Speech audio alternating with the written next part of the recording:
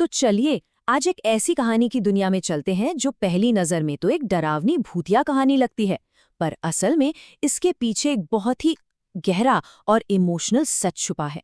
ये कहानी है उन आत्माओं की जिन्हें हम अक्सर गलत समझ लेते हैं। तो कहानी का हीरो है रमेश। शहर की भागदौड़ वाली जिंदगी से तंग बस जल्दी से अपनी मंजिल पर पहुंचना चाहता है और वो चुनता है एक शॉर्टकट। लेकिन सवाल यही है कि क्या ये शॉर्टकट सच में उसका वक्त बचाएगा या उसे किसी ऐसे अनजाने खतरे की तरफ ले जाएगा जिसका उसे अंदाजा भी नहीं है। तो कहानी की शुरुआत होती है एक रहस्यमयी चेतावनी के साथ। रमेश एक सड़क किनारे ढाबे पर रुकता है और वहां उसे एक ऐसी सलाह मिलती है जो आने वाले खतरे का साफ साफ इशारा करती है।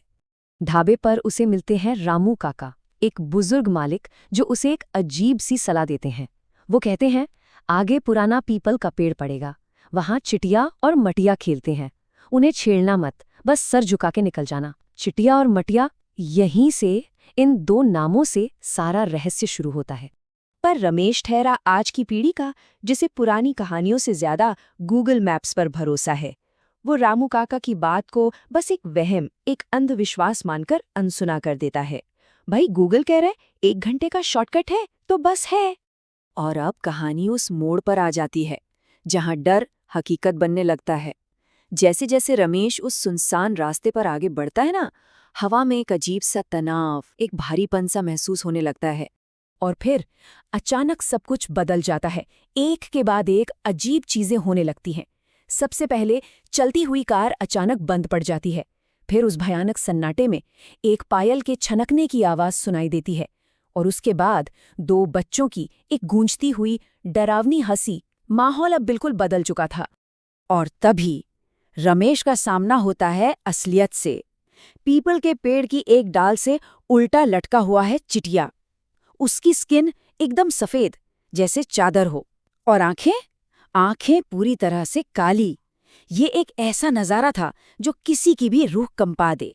रमेश कुछ समझ पाता, कुछ कर पाता, उससे पहले ही वो बच्चे उसका लैपटॉप बैग छीनते हैं और पास के गन्ने के खेतों में गायब हो जाते हैं। अब सोचिए रमेश की हालत। उसके लिए वो सिर्फ एक बैग नहीं था, उसमें उसका पूरा करियर था, उसका सबसे जरूरी प्रोजेक्ट। तो अब कहानी अपने सबसे जरूरी मोड़ पर आती है।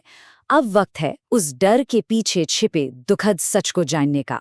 अब पता चलेगा कि इन आत्माओं की असली कहानी क्या है। बात है 50 साल पहले की, 1970 की। गांव में एक भयानक बाढ़ आई थी जिसने सब कुछ तबाह कर दिया। और उसी बाढ़ में 2 छोटे मासूम बच्चे, छटिया और मटिया, उसी पीपल के पेड़ को पकड़े हुए बह गए। तो वो डरावने भूत नहीं थे, वो तो बस 2 खोए हुए बच्चे थे जो 50 सालों से अपनी माँ का इंतजार कर रहे हैं। और जैसे ही ये सच्चाई सामने आती है, कहानी का पूरा नजरिया ही बदल जाता है।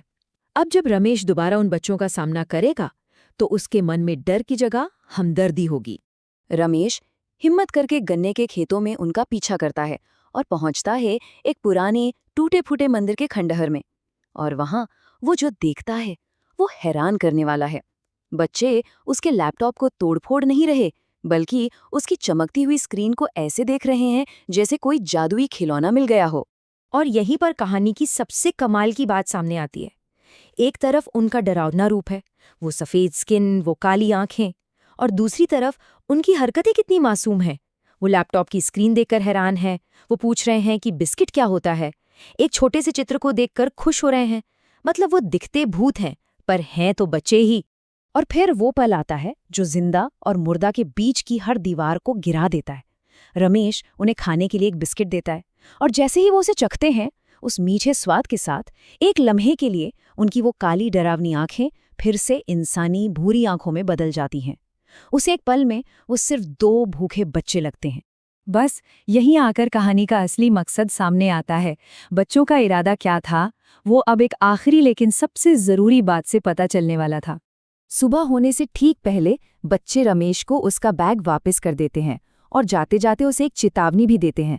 वो कहते हैं, आगे सीधे रास्ते से मत जाना भैया। पर क्यों? उस शॉर्टकट पर ऐसा क्या है? और यहीं खुलता है कहानी का सबसे बड़ा राज।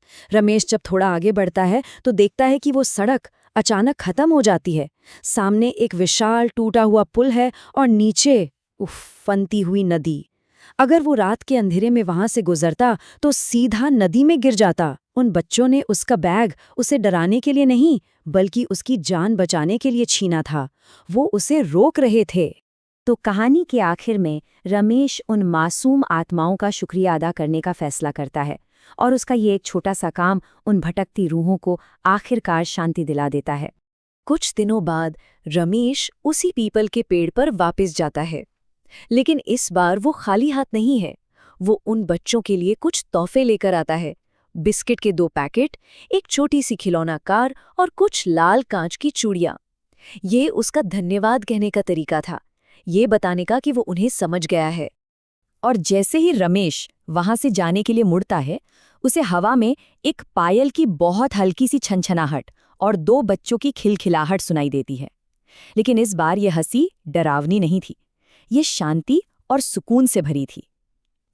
तो ये कहानी हमें सोचने पर मजबूर करती है कि क्या हर डरावनी चीज के पीछे एक अनकहा दर्द, एक अधूरी कहानी छिपी होती है।